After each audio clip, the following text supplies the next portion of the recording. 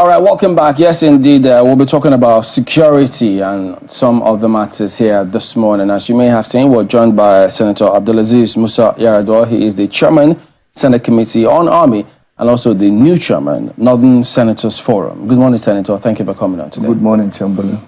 So, having emerged as the chairman, Northern Senators Forum, considering how the whole scenario, what transpired before your emergence, what's your thinking about how you are going to approach that new role?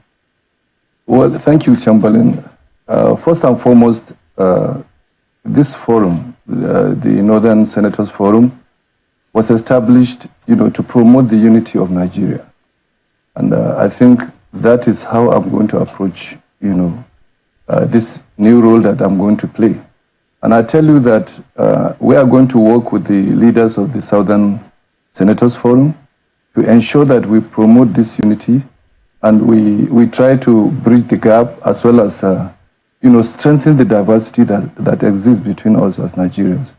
And I tell you that in the Senate we work as a family, especially when the Senate President, His Excellency Godswill Akpabio, when he was elected, one of the first principles he put into our minds was that the moment you enter the chamber, you are no longer, senator from your own senatorial zone, but you are a senator of the Federal Republic. And I think that is how we work in the Senate. So as a family, I think most importantly, we must promote first and foremost the unity of this nation, strengthen the diversity. As you know, these are some of the issues, bedeviling the nation. And the whole essence is to look at the challenges the North is facing, work with our colleagues from the South so that they can help us, pass whatever we want that will promote the development of the North. And by extension, we also cooperate with the executive arm of government because you have to lobby in democracy. And that is the whole essence so that we get things done. I'm aware, as you are, the most important challenge today, not only in the North, but also in all other parts of the nation, is the issue of security.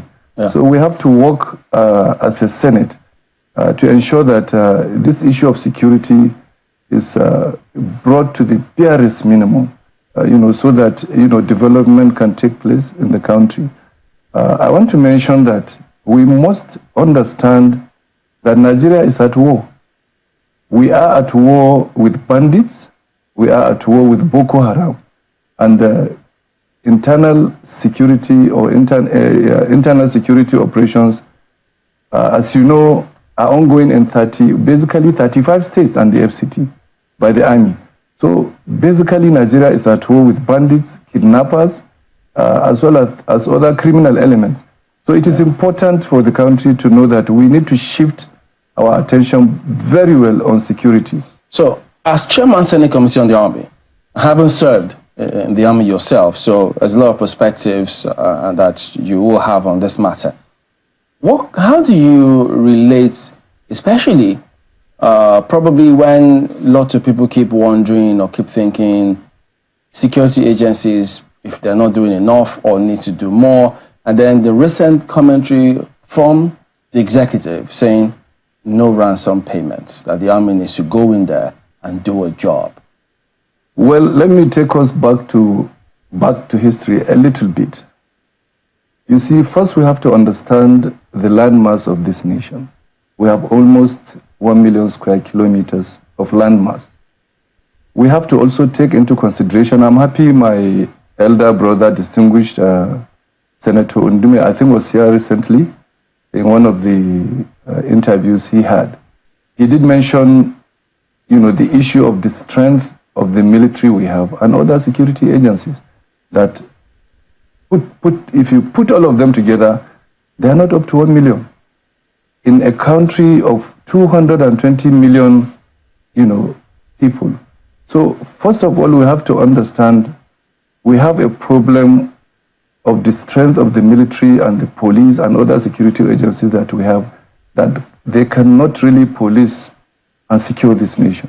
We must understand that, and I know the President, His Excellency Bola Ahmed Tinubu, is working on the need, to recruit more military, more police, so that at least we do as much as possible to deal with the insecurity situation. But Senator, pardon me to jump in. Is it about us recruiting? Because if we recruit as the security architecture is presently constituted, there might just be a marginal difference. Isn't it also about us considering redesigning the security architecture of the country? Yes, of course, we have to redesign the security architecture. I agree.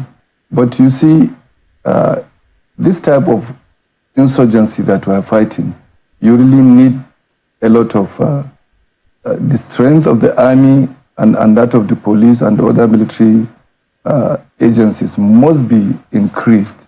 First of all, you know that the number of forests we have in Nigeria where these criminals have enclaves are up to almost 100 different forest reserves in the country. If you look at the Northwest, the latest statistics we had, from civil society and some security experts, was that we have over 30,000, bandits and kidnappers, and they have over 100, enclaves spread all across. So you look at it that the strength of the army that we have cannot really move in, because when you move from Katsina State, for example, you try to rout them out, they move into Zamfara State. From Zamfara, if you try anything, they move to Kebbi, they move up to Kaduna and Niger. So what the security agencies are doing, especially the army, is to try to conduct a holistic operations to see how they can be routed out. But you see, one of the challenges is that it's not, we always concentrate on the kinetic. The non-kinetic approach is very, very important. And I think that is what this government is trying to do, especially with the current Ruga approach that they want to use in ensuring that they get to the grassroots to provide social services. Because the whole essence is we do not have development at the grassroots. And where these bandits go to recruit is at the grassroots, in the rural areas. How is Ruga going to solve that? Well, you see, it will help in ensuring that those basic needs that are required at the grassroots are provided. Isn't that what governors and local governments are all there for? If you strengthen that level of governance? Of course, it is in collaboration with them. It is in collaboration with the governors. The most important thing we must know is the local governments are not working, you know that. So we have to work, especially in this 10th Assembly, to ensure that, the local governments get their autonomy. If they do, I believe the level of security we are going to have will increase. So I think, on the whole, we have to look at the deficit we have in terms of the strength of the security forces. And also, like you said, the security architecture must be improved by bringing in the traditional institutions. They have been left behind, and we know how organized they are in terms of their own security architecture. Bringing them under the local government has made the traditional institutions, to be, quiet. And if you go to the grassroots, you'll discover that if you have a personnel of the Department of Security Service, you see maybe only one person covers about 2 to 3 local governments in terms of gathering intelligence. But if you look at the traditional institution, if you have even a house in a village, or 2 or 3 houses, the emir has what we call a ward head and other village heads, district heads, that have intelligence that flows through up to the emir. But Senator, what would you say to those who think, yes, they hear the point that you're trying to make, but if, for instance, they address some of the narratives out there that they need to, first of all, deal with informants who are within the army, and then deal with those who, for instance, you're about to go on operations. We heard several times the army ambushed. This is intel that leaks from somewhere. So if those issues are addressed, and then we approach this with coordination within the security agencies themselves, will achieve way much more than we're achieving now, to the extent that probably some of these issues may not even be high up there. Yeah, you are right. But I tell you, recently, I'm sure you've heard of the successes that the army has been having in terms of killing a lot of the bandit leaders. This is as a result of the intelligence. You know, I sponsored a motion on the floor of the Senate some months ago, in respect of the need for the security agencies to improve on their synergy, because we discovered that the coordination among the security agencies was not as it should be. And that was what led to us inviting the head of the security agencies in the country, you know, to hear from them and to hear their challenges and to encourage them, to encourage them to have that synergy and coordination, so that intelligence can flow from all of them. And if there is any operation that will be conducted, everybody will know. I can give you an example of the Tudumbiri and some other incidences. Yeah. You discover some of the security agencies will tell you they are not aware, and which is not good for the nation. And that is where the issue of the tinkering of the security architecture, comes in. Indeed, I mean, you just talked about Tudumbiri, and we also remember the accident that occurred last year, where the military accidentally dropped the bomb on a community, which was not their intention. And turns out, I mean, the Air Force was very quick to say it wasn't them. Turns out that it's the, the air capabilities within the Nigerian army. And people have asked questions as to why the Nigerian army will have its own, like having your own Air Force within the army. I do not know if it's something that, you want to speak to. But let's go back to the very beginning, where you talked about the Northern Senators Forum, which you now chair, and you say it is to also foster unity, among senators. This Senate has always worked as a family.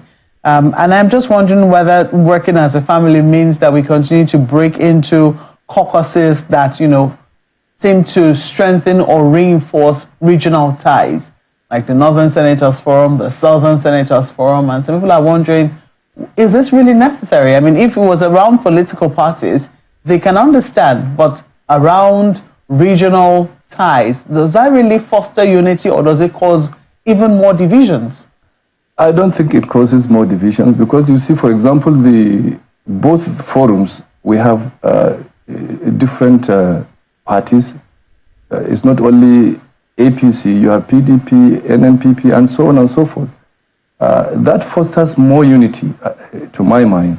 And the whole essence is you have to have someone to champion some of the challenges, both the North and the South are facing. For example, if we come together, the challenges I'm facing from my own senatorial district could be brought within the forum. And we look at it as a whole. Some other person from maybe Plateau, Kwara, when they bring their own, we look at the similarities of this, so that we don't keep, bringing motions one after the other in the Senate. So the essence is to collate such, challenges, look at those that are similar, deal with them as they are, and then approach our colleagues and say, hey, look, do you have things similar to this? If they do, then we champion that within the Senate, so that we see what we can do, as senators, to push it forward. Yeah, because some of the outcomes of some of what we're seeing now I think the Senate has also proposed the establishment of a Northwest Development Commission. And people are wondering, oh, hold on. We saw the debate and how it went, because people from the Southeast were saying, oh, we proposed one, I think, in the night Senate, and it was kicked out. And I think other senators said no. It was brought from the House of Representatives, and that it does appear that the 10th Senate is going to concur with it. But looking at how there's now a proliferation of development commissions, people are wondering, isn't it defeating the purpose? The whole country might as well have a development commission at this rate. Yes, we are thinking about that. But you see, the challenges that both regions are facing is what necessitated this. And you can see some of the challenges are not being able to be solved by some of the governors within this region. So if you look at what happened in the Northeast, for example, you really needed a commission to, to step in. The same thing was done with the NDDC commission, and I can tell you that all the commissions now were thinking of having, like you said, an umbrella, so that eventually they get subsumed into one national commission, development commission, like you suggested. We're also thinking about that. But the challenges necessitated the need to have these commissions. Look at the devastation in the Northwest now, for example. The number of IDPs we have, the number of widows, out of school children, the devastation, thousands of villages have been sacked as I speak to you. In my senatorial district, some of the roads are not passable. I'm not downplaying the problems, distinguished, but I do know that that's the reason, as my colleague has highlighted, we have local governments, we have state governments, and even some federal presence in those areas. So to now establish another commission just for the development, we might as well have a development commission all over the country. Yes, but I just told you now, we all agree the local governments are not working, you know that. And it's one arm of government that we've been talking about it. They need to have autonomy of the local governments. And that is something that the 10th Senate is taking on. Like I said, all developments, both state and national, goes to the grassroots, which is the local government. So if the local governments are, given independence, you will discover that even the issue of security will become, much less than what we have today. Let me quickly take it to security, since we're going there already. You already spoke to, what the military is doing and what government is doing, but, people will be wondering if, excuse me, we are really, taking this issue of security very seriously, especially with regards to vulnerable targets like schools. This is not the first time that a school is being attacked, especially in the northern region of Nigeria. Since Chibok was attacked 10 years ago till about now, we've had at least 10 schools, at the minimum, 10 school kidnappings. So there'll be questions as to, have we really paid attention? Have we really been able to say no more? And really it has been no more with regards to schools, especially with the initiatives that we've come up with, Safe Schools Initiative, and even directives given to security agencies on maybe training teachers and a number of other people within schools to be first responders, or on what to do in the event of such an attack. Well, I tell you, first of all, you should know, we've been in this insurgency for 14 years. And you can see that, first of all, the army is overstretched.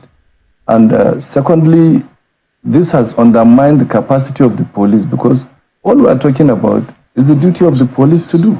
So it has undermined the capacity of the police. And like you mentioned, all these trainings, I don't think they are going on now of having the teachers to do this. And we can't say that in every school we have in Nigeria, you have to have some sort of security agencies. We just don't have them.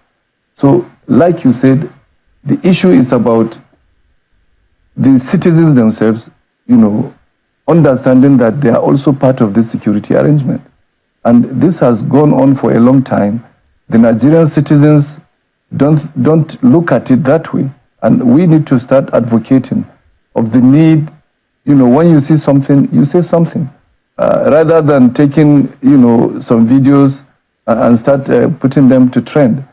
Rather, you should be calling the police. The numbers are out there, and it's a very big problem, but I think as we move on, the security will improve. And the most important thing, like I said, is to see how these bandits can be routed out of the, of the forest that we have. Because when they come to,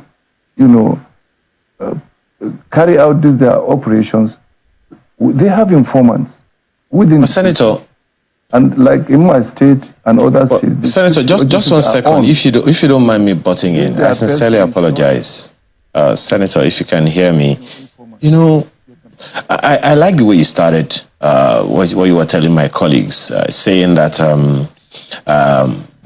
the president of the Senate told you and everyone that so long as you are a senator of the Federal Republic, you are working for Nigeria, not just for your state. Yet, you are from states. Every member of the Senate is one of 3 people selected by their people to work for them in the Senate. And when you say that we all know that the local governments are not working, you are right. But then why are the local governments not working? Is it because the Constitution disallows them from working? Because they worked in the First Republic, they worked in the Second Republic, they worked in the Third Republic very, very actively. Why are the local governments not working? Is it a problem with the Constitution? Is it that the Constitution says that whatever it is that they have to go through? Why are the local governments not working? Because as you also rightly said, that is the first line of defense for against insecurity in the country. Many people have said that, and you have also affirmed that if the local governments were working, it will probably not be as bad as it is now. Why, in your opinion, are the local governments not working as they should? Is it a problem with the Constitution? Well, I think if the Constitution is amended to make them autonomous, which an attempt was made, I think, at the 9th Assembly, the biggest issue, I think, is the issue of the constitutional amendment that has to go through the states. I understand that when in the 9th Assembly, when the bill got to the states, I think about only 5 or 6 states were able to pass the bill.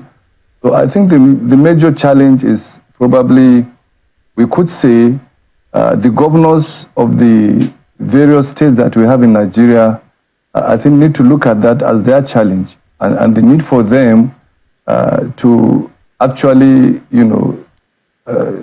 loosen up a little bit to allow the, local governments to survive.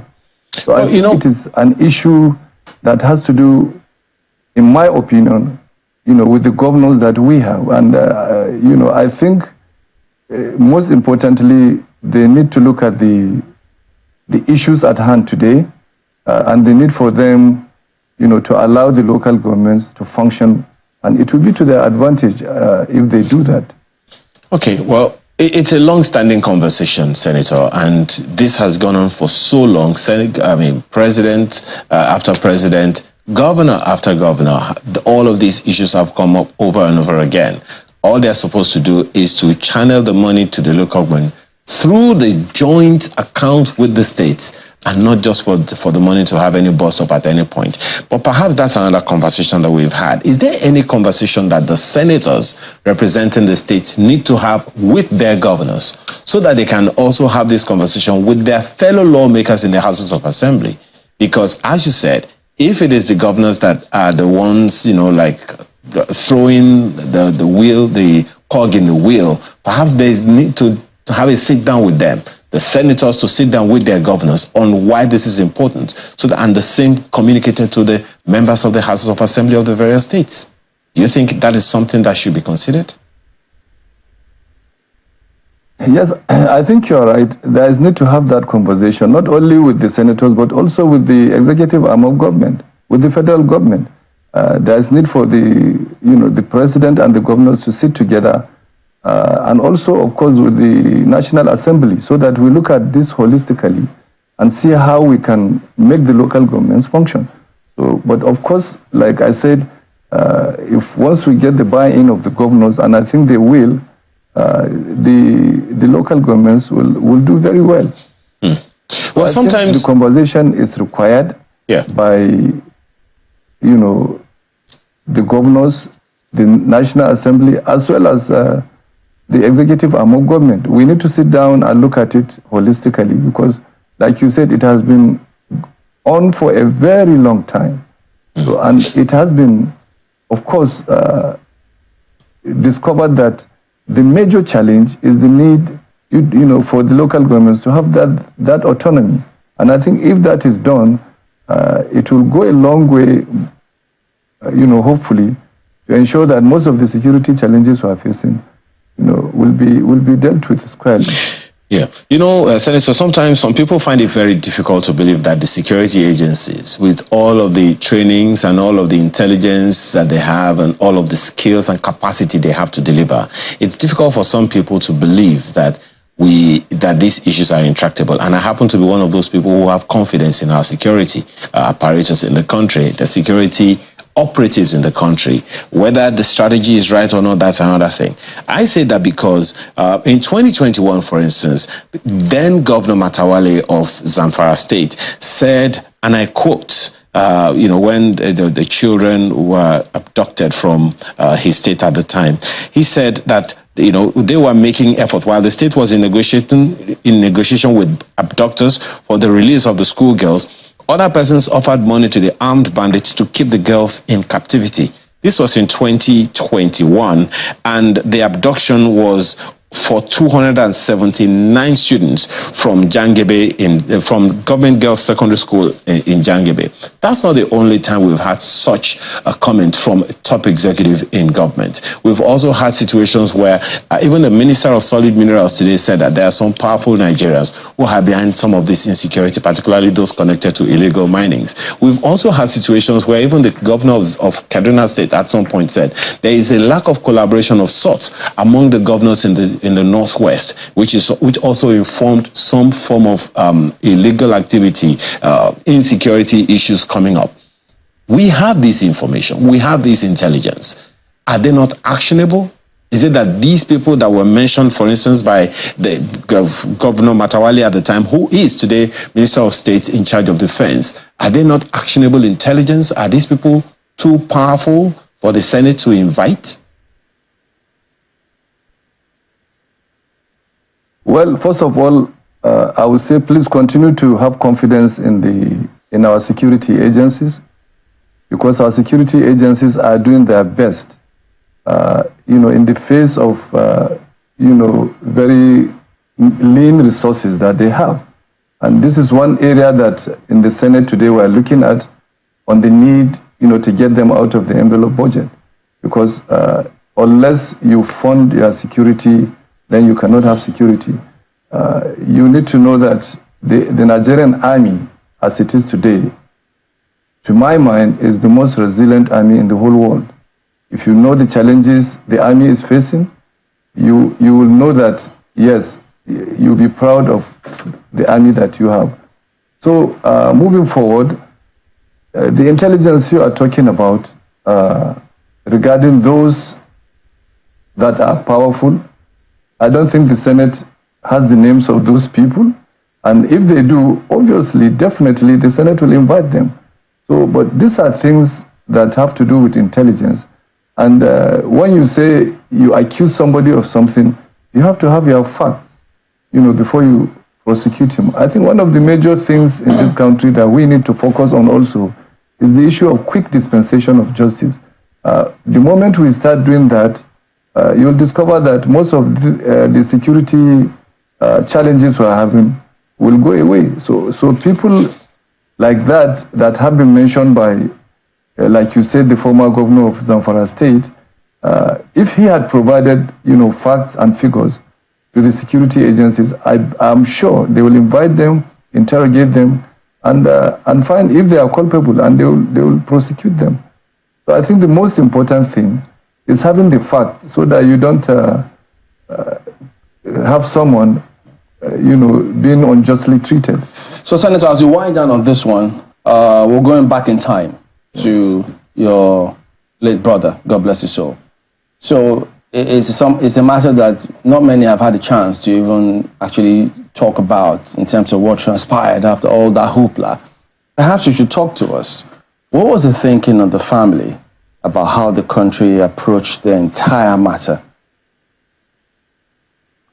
Well, this is something sometimes that gets me emotional.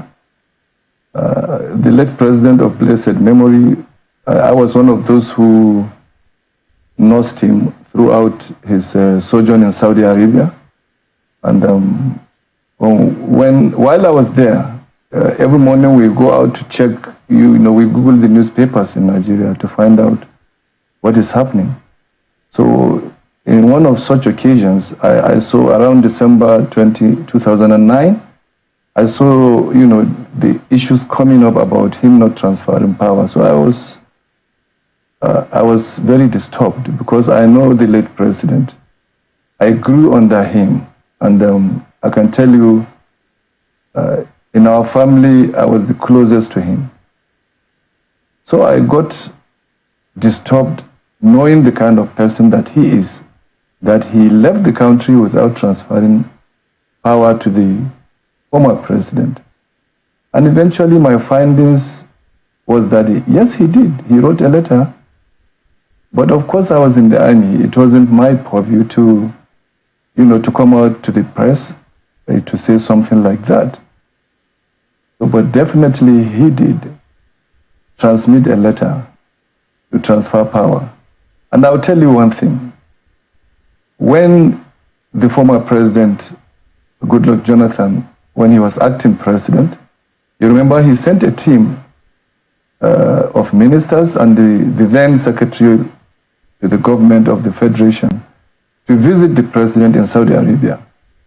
And it was decided that we should bring this president back so that whatever is going to happen in terms of negotiation, knowing his condition, should happen in Nigeria and not in another country. While we were preparing to bring him back, of course we didn't tell him we were coming back, but he called me. He said, Abdulaziz, I heard you want to bring me back to Nigeria. So I kept quiet. Myself and his personal physician, he looked at us and said, but even a madman knows I cannot work. So we all kept quiet. Just to relate to you the issue of him transferring power. So I believed if he hadn't done that, he shouldn't be saying this to me while we were bringing him back. So, but in our own way, as a family, we did our best to see how, the challenge could be solved. But for me, as a military man serving, it was beyond me. So what happened, happened. So I think it is important for the nation to know this. And I think it is important also for you, the media, to try sometimes to do investigative journalism, to try to get to the root of certain matters that we leave, we just sweep in the carpet. Under the carpet. This type of things, rubbishes somebody's legacy. Every Nigerian knows who the late president of blessed memory was. And those of us who are very close to him know that he wouldn't dare do such a thing. So he wrote a letter, but what happened to it? Well, I don't know. I think that is something you need to do. Even though time has been, time has passed, but I don't know what happened. But I'm telling you, for sure I did my investigation and discovered that yes, he did indeed transmitted a letter to his friend and brother, former President Goodluck Jonathan. We want to thank you for coming on. That's how far we can go this morning. Senator Abdulaziz Musa Yar'adua, Chairman, Senate Committee on Army and Chairman, Northern Senators Forum. Again, thank you for coming on today. Thank you so much, everybody.